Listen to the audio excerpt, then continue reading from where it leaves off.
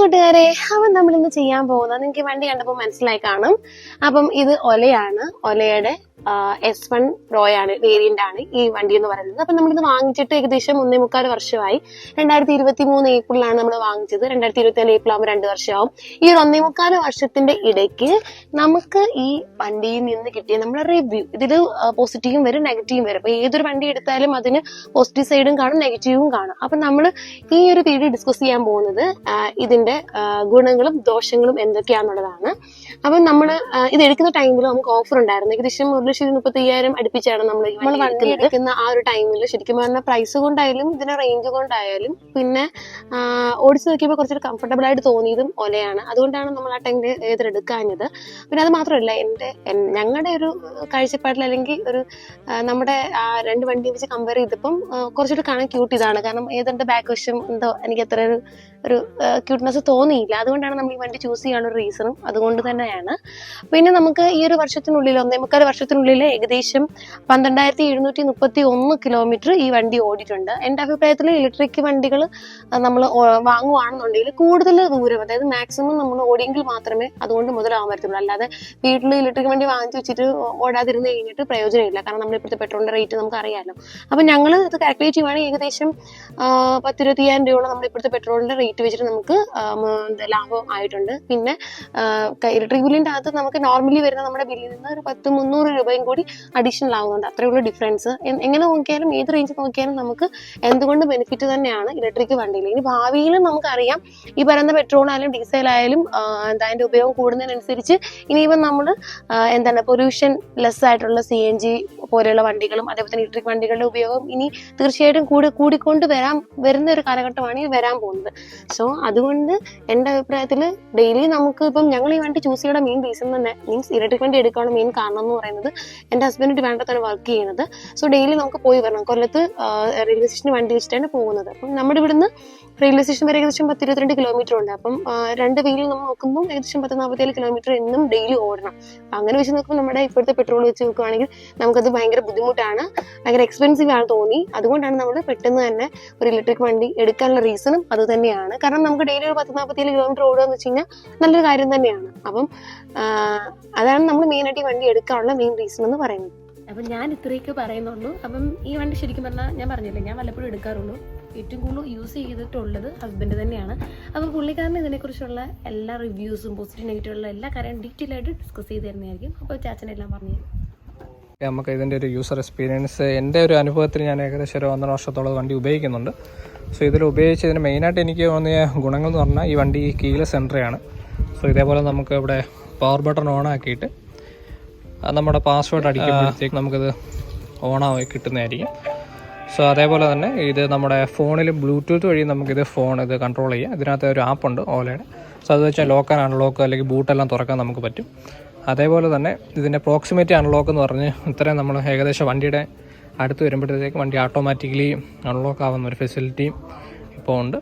So ഇതിൽ ഏകദേശം നമ്മുടെ നോക്കുമ്പോൾ ഏകദേശം 12,731 കിലോമീറ്ററാണ് ഇതുവരെ ഓടിയിട്ടുള്ളത്.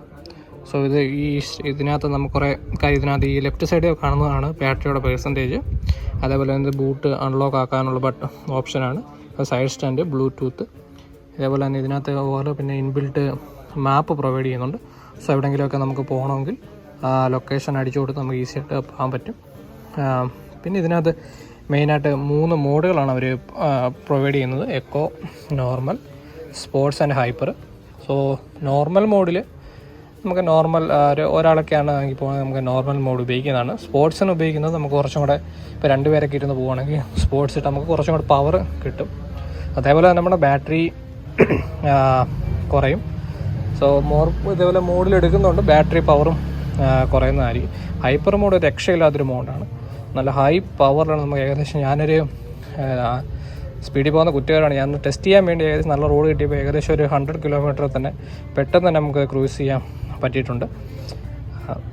ഇതൊക്കെയാണ് എനിക്ക് പ്രധാനമായിട്ട് തോന്നിയത്. അതേപോലെ തന്നെ നമ്മുടെ ഈ വണ്ടിയുടെ സ്റ്റാൻഡ്, ഇവർ ആക്ച്വലി ഒരു മെറ്റൽ സ്റ്റാൻഡ് പോലത്തെ ഒരു മെറ്റലല്ല, എന്തൊരു ഫൈബറും മെറ്റലോട് ചേർന്ന ഒരു സ്റ്റാൻഡാണ് പ്രോ. ഇതിന് അത്യാവശ്യം ക്വാളിറ്റി ഇല്ലാത്തൊരു സ്റ്റാൻഡാണ്.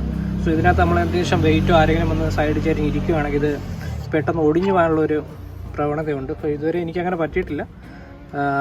അതേപോലെ തന്നെ ഇതിൻ്റെ ഫ്രണ്ട് ഫോർക്ക് ഇതിൻ്റെ Gen 1 മോഡലാണ്.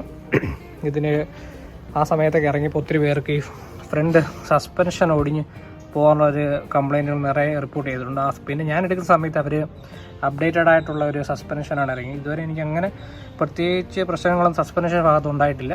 പിന്നെ ഇതിന് മെയിനായിട്ട് അവർ സ്റ്റാൻഡോ അല്ലെങ്കിൽ സെൻറ്റർ സ്റ്റാൻഡോ ഒന്നും പ്രൊവൈഡ് ചെയ്യുന്നില്ല. സോ ഇപ്പം നമുക്ക് ആമസോണിലൊക്കെ ഇതിൻ്റെ സെൻറ്റർ സ്റ്റാൻഡുകൾ അവൈലബിലിറ്റി ഉണ്ട്.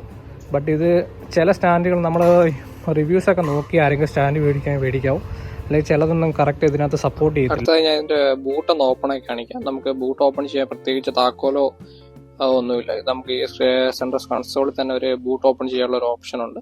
സോ അതിനകത്താണ് ഏകദേശം നമുക്കൊരു ഇതിനകത്ത് ഇപ്പോൾ എൻ്റെ റെയിൻകോട്ടൊക്കെയാണ് ഏകദേശം ഒരു 2 ഫേസ് ഫുൾ സൈസ് ഹെൽമെറ്റ് നമുക്കിവിടെ സ്റ്റോർ ചെയ്യാനുള്ള സ്പേസ് ഇവർ പ്രൊവൈഡ് ചെയ്യുന്നുണ്ട്. സോ ഇതിനകത്ത് അത്യാവശ്യം നല്ലോണം 35 ലിറ്റർ ആണെന്ന് തോന്നുന്നു. ഏകദേശം നമുക്ക് ലഗേജ് സ്റ്റോർ ചെയ്യാനുള്ള സ്പേസ് അവർ പ്രൊവൈഡ് ചെയ്യുന്നുണ്ട്. സോ ഇതിൻ്റെ ബാക്ക് സൈഡ് ഇതാണ് ഇതിൻ്റെ ചാർജിങ് പോർട്ട്. സോ ഇത് S1 Pro ആണ്. സോ ഇതിനകത്ത് ഇതാണ് അതിൻ്റെ ചാർജിങ് പോർട്ട്. പിന്നെ ഇതിൻ്റെ ഓവറോൾ ലുക്ക് വെച്ചൊക്കെ നോക്കുമ്പോൾ വണ്ടി ക്യൂട്ടാണ്. ബട്ട് ഇപ്പം എൻ്റെ ഇത് Gen 1 ആണല്ലോ, പക്ഷെ ഇപ്പം ഇറങ്ങുന്ന Gen 2 നിറയെ കംപ്ലൈൻറ്റ്. ഫ്രണ്ട് എടുത്ത് ഏകദേശം 8000 കിലോമീറ്റർ ആയപ്പോഴേക്ക് തന്നെ ഇതിൻ്റെ മോട്ടർ ഇപ്പം ഇത് എൻ്റെ ആണെങ്കിൽ ഇത് വിസിബിൾ അല്ല, ബെൽറ്റ് അല്ല, ഒരു മെറ്റൽ കേസ് വരുന്നുണ്ട്. അത് നമുക്ക് ബെൽറ്റ് ഇത് Gen 1 നല്ല ഇത് കിട്ടുന്നുണ്ട് റേഞ്ച്. ബട്ട് Gen 2 നിറയെ കസ്റ്റമേഴ്സ് ഇപ്പോൾ പ്രധാനമായിട്ടും ഒരു ഫേസ് ചെയ്യുന്നൊരു ഇഷ്യൂ ഇതിൻ്റെ ബെൽറ്റ് പൊട്ടി വഴി കിടക്കുവാനുള്ളതാണ് മെയിനായിട്ടൊരു ഇഷ്യൂ.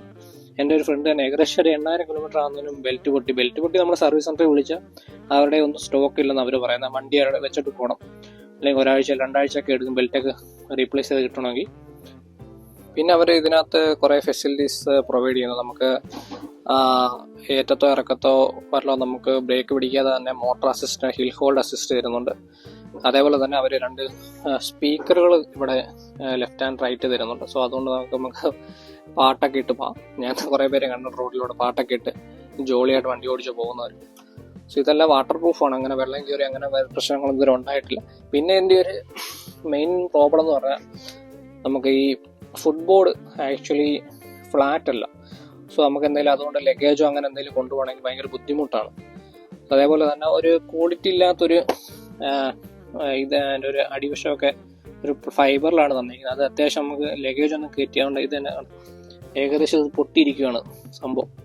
പക്ഷെ ഇത് പുതിയ മോഡൽ അവരത് പരിഹരിച്ചിട്ടുണ്ട്. Gen 1 ഫ്ലാറ്റ് ആക്കിയിട്ടുണ്ട്. സോ അതുകൊണ്ട് നമുക്ക് അത്യാവശ്യം ലോഡൊക്കെ ഇതിനകത്ത് വെച്ചുകൊണ്ട് പോകാൻ പറ്റുന്നതായിരിക്കും. സൈഡ് സ്റ്റാൻഡ് ലേഡീസ് ഫുഡ് റെസ്റ്റൊന്നും നമ്മൾ മേടിക്കുമ്പോൾ ഇതിനകത്ത് കമ്പനി പ്രൊവൈഡ് ചെയ്യുന്നില്ല. പിന്നെ ഇത് ഞാൻ ആമസോണിൽ ഏകദേശം ഒരു 450 രൂപ സംതിങ് ആയുള്ളൂ. ഏകദേശം ഇതുവരെ കുഴപ്പമൊന്നുമില്ല. അതുകൊണ്ടാണ് വീട്ടിലെ ലേഡീസിനൊക്കെ ഇത് അത്യാവശ്യം വേണ്ട ഒരു കാര്യമാണ്. ഇതില്ലെങ്കിൽ അവർക്ക് ഭയങ്കര ബുദ്ധിമുട്ടാണ്. അമ്മയ്ക്കൊക്കെ ആണെങ്കിൽ വൈഫിനൊക്കെ ആണെങ്കിൽ അപ്പുറത്തും ഇപ്പുറത്തും കാലിട്ടിരിക്കും. പക്ഷേ പ്രായമുള്ളവർക്ക് സൈഡ് ഇതുണ്ടെങ്കിൽ നമുക്ക് അവരെ ബാക്കിലിരുത്തി യാത്ര ചെയ്യാൻ പറ്റത്തുള്ളൂ. പിന്നെ ബാക്കിലും ഫ്രണ്ടിലും ഡിസ്ക്കാണ് ഇതിന് വന്നിരിക്കുന്നത്. സസ്പെൻഷനൊക്കെ നല്ലതാണ്. അങ്ങനെ പ്രശ്നങ്ങളോ റൈഡിങ് കംഫർട്ടായിട്ട് അങ്ങനെ പ്രശ്നങ്ങളായിട്ട് തന്നെ എനിക്കിത് തോന്നിയിട്ടില്ല. ഏകദേശം 12,000 സംതിങ് ഓടിയത്. അതുവരെ എനിക്ക് ടയറൊന്നും മാറേണ്ടി വന്നിട്ടില്ല. സോ ഈ ഇത്രയും കിലോമീറ്റർ ഓടിയ സമയത്ത് എനിക്ക് ബാക്കിലെ ഫ്രണ്ടിലെ ബ്രേക്ക് പാഡ് മാറ്റേണ്ടി വന്നു.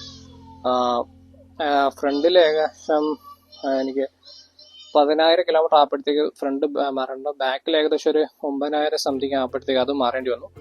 പക്ഷേ ഞാൻ ഷോറൂം വിളിക്കുമ്പോൾ അവർ എന്ന് വിളിച്ചാലും അവിടെ സ്പെയർ അവൈലബിലിറ്റി ഇല്ല. പിന്നെ ആമസോണിൽ നിന്ന് വാങ്ങിയിട്ടാണ് ഇതിൻ്റെ ബാക്ക് ബ്രേക്ക് ഞാൻ മാറിയിരിക്കുന്നത്. ബട്ട് ഫ്രണ്ട് എനിക്ക് പിന്നെ ഞാൻ ഷോറൂമിൽ തന്നെയാണ് ഇത് മാറിയിട്ടുള്ളത്.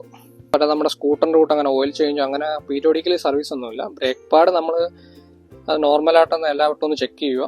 ഇതിനകത്ത് ഒരു ഇൻഡിക്കേഷൻ ഉണ്ടാവും, പക്ഷേ അത് അവർ ഡിസേബിൾ ചെയ്തിട്ടാണ് അവർ വണ്ടിയെല്ലാം പുറത്ത്. നേരത്തെ അവർ ഉണ്ടെന്നൊക്കെയാണ് പറഞ്ഞത്, പക്ഷേ എനിക്കങ്ങനെ നോട്ടിഫിക്കേഷൻ ഒന്നും വന്നിട്ടില്ല. പക്ഷെ അത് ഡിസേബിൾഡാണ്. എനിക്ക് 1.5 വർഷത്തിനുള്ളിൽ ഇത്രയും പോസിറ്റീവായിട്ടും ഗുണങ്ങൾ ഇതായിട്ടുണ്ട്. പിന്നെ എനിക്ക് മെയിനായിട്ടൊരു ഇഷ്യൂ പറ്റിയെന്ന് പറഞ്ഞാൽ ഈ ഒരു 3 മാസത്തിന് മുമ്പ് എൻ്റെ ബാറ്ററി ഫുൾ ഇതേപോലെ ഡെഡായി. ഞാൻ കൊല്ലത്ത് റെയിൽവേ സ്റ്റേഷനിൽ കൊണ്ടുവച്ച് തിരിച്ചു വരുമ്പോഴത്തേക്ക് വണ്ടി ഓണായില്ല. അങ്ങനെ ഞാൻ ഓലയുടെ കെയർ പ്ലസ് പ്ലാൻ ഉണ്ടായിട്ട് അവർ 2 ദിവസം കഴിഞ്ഞ് വണ്ടി വന്നെടുത്തു. അങ്ങനെ ഏകദേശം കൊല്ലം ഷോറൂമിൽ കൊണ്ടിട്ട് ഏകദേശം വണ്ടി 1 മാസം കഴിഞ്ഞപ്പോഴാണ് എനിക്ക് ബാറ്ററി റീപ്ലേസ്മെൻ്റ് ആയി കിട്ടിയത്. സോ അങ്ങനെയുള്ളൊരു ഇഷ്യൂസ് ഉണ്ട്. ഇവരുടെ സർവീസ് ഭയങ്കര ഡിലേ ആണ്. സ്പെയർ എന്തെങ്കിലും നമുക്ക് റണ്ണിങ് കംപ്ലൈന്റ് ആയാലും അവർ വണ്ടി വെച്ചിട്ട് നാളെ വാ അല്ലെങ്കിൽ മറ്റന്നാൾ വാ അങ്ങനെയൊക്കെയാണ് പറയുന്നത്. സോ സ്പെയർ അവൈലബിലിറ്റി ഓലയുടെ ഭാഗത്തുനിന്ന് വളരെ കുറവാണ്. സോ ഇതേപോലെ ബാറ്ററി എന്തെങ്കിലും ഇഷ്യൂസ് ഒക്കെ ഉണ്ടെങ്കിൽ ഭയങ്കര ബുദ്ധിമുട്ടാണ്. ഏകദേശം നമ്മൾ ഒരു മാസത്തോളമൊക്കെ വെയിറ്റ് ചെയ്യേണ്ടി വരും. 12,000 സംതിങ് ആയപ്പോഴാണ് എൻ്റെ ബാറ്ററി ഇത് പോയത്. സോ ഒരു മാസത്തും കഴിഞ്ഞപ്പോഴത്തേക്ക് എനിക്ക് ബാറ്ററി മാറ്റി കിട്ടി. ഈ ഡിസംബർ ആയപ്പോഴത്തേക്ക് ഓലയുടെ സൈഡിൽ നിന്ന് അവർ ഹൈപ്പർ സർവീസ് എന്നൊരു സർവീസ് സ്റ്റാർട്ട് ചെയ്യുമെന്ന് പറയുന്നു. ബട്ട് ഞാനിതുവരെ അത് എക്സ്പീരിയൻസ് ചെയ്തിട്ടില്ല. പക്ഷേ ഇപ്പം കുറച്ചും കൂടെ മെച്ചപ്പെട്ടെന്ന് കുറേ കസ്റ്റമേഴ്സ് ഇങ്ങനെ ഞാൻ ഓലയുടെ വാട്സപ്പ് ഗ്രൂപ്പിനകത്തൊക്കെ പറയുന്നുണ്ടായിരുന്നു. എനിക്കിതുവരെ അങ്ങനെ എക്സ്പീരിയൻസ് ചെയ്യാൻ പറ്റിയിട്ടില്ല. സോ എൻ്റെ ഒരു അഭിപ്രായത്തിൽ ആരെങ്കിലും ഇലക്ട്രിക് വാഹനം എടുക്കുവാണെങ്കിൽ ഒന്ന് ചിന്തിക്കുക. ഡെയിലി ഒരു അത്യാവശ്യം ഒരു 50 അല്ലെങ്കിൽ 60 കിലോമീറ്റർ എങ്കിലും ഓട്ടോ ഉണ്ടെങ്കിൽ മാത്രം ഇലക്ട്രിക് വണ്ടി എടുക്കുക. അല്ലാതെ ഡെയിലി ഒരു 10 കിലോമീറ്ററോ അങ്ങനെയുള്ളവർക്ക് എൻ്റെ ഒരു ഒപ്പീനിയൻ പ്രകാരം ഇത് എടുക്കാതിരിക്കുന്നതാണ് നല്ലത്. സോ എല്ലാവരും ചിന്തിച്ചെടുക്കുക. അപ്പൊ നിങ്ങള് റിവ്യൂസ് ഒക്കെ കേട്ടല്ലോ. അപ്പം ഇതില് ഇങ്ങനെ ഏറെക്കുറെ ഒക്കെ എക്സ്പീരിയൻസ് ഇങ്ങനെയുള്ള സിറ്റുവേഷൻസ് ഒക്കെ നിങ്ങൾക്കും ഉണ്ടായിട്ടുണ്ടാകാം. അങ്ങനെയൊക്കെ ഉണ്ടായിട്ടുണ്ടെങ്കിൽ തീർച്ചയായിട്ടും നമുക്ക് കമന്റ് ബോക്സിൽ നിങ്ങൾ കമന്റ് ചെയ്യണം. ഇതിൽ നിന്ന് വേറിട്ട് എന്തെങ്കിലും അനുഭവങ്ങൾ ഉണ്ടായിട്ടുണ്ടെങ്കിൽ നിങ്ങൾ തീർച്ചയായിട്ടും കമന്റ് ചെയ്യണം. അപ്പം ഓവറോൾ പറയുകയാണെങ്കിൽ എപ്പോഴും ഇലക്ട്രിക്കൽ ആയിട്ടുള്ള വെഹിക്കിൾ നമ്മുടെ പ്രസന്റ് കണ്ടീഷനിൽ എപ്പോഴും നല്ലത് തന്നെയാണ്. പക്ഷെ ഒരു കാര്യമുണ്ട്, മാക്സിമം കിലോമീറ്റർ ഓടിയെങ്കിൽ മാത്രമേ നമുക്ക് ഇലക്ട്രിക്കൽ ആയിട്ടുള്ള ഏത് കാറായാലും സ്കൂട്ടർ ആയാലും ഏത് തന്നെയായാലും ബെനിഫിറ്റ് ആയിട്ട് വരുള്ളൂ. പിന്നെ വേറൊരു കേസ് പറയുകയാണെങ്കിൽ ബാറ്ററി തന്നെ മെയിൻ ഒരു പ്രശ്നമാണ്. ബാറ്ററി നമുക്ക് ഓരോ ഇയർ കഴിയുമ്പോഴും ഡെഡ് ആയി പോകുന്ന ഒരു കണ്ടീഷൻ നമുക്ക് അറിയാവുന്ന ഒരു കാര്യമാണ്. അപ്പൊ അങ്ങനെയുള്ള കേസിൽ നമുക്ക് അഡീഷണൽ ആയിട്ടുള്ള വാറന്റീസ് ഒക്കെ ഉണ്ടെന്നുണ്ടെങ്കിൽ വണ്ടിക്ക് എന്തായാലും കാണും. അപ്പൊ അങ്ങനെയുള്ള വാറന്റീസ് നമ്മൾ എടുത്തിടുവാണെങ്കിൽ നമുക്കത് ഭയങ്കര ഹെൽപ്ഫുൾ ആണ്. അപ്പം ഇത്രയൊക്കെ ഉള്ളൂ നമ്മുടെ വീഡിയോ നമുക്ക് ഇഷ്ടപ്പെട്ടെന്നുണ്ടെങ്കിൽ തീർച്ചയായിട്ടും ലൈക്ക് ചെയ്യണം, കമന്റ് ചെയ്യണം, സബ്സ്ക്രൈബ് ചെയ്യണം. അപ്പൊ നമുക്ക് നാളെ പുതിയൊരു വീഡിയോ ആയിട്ട് കാണാം.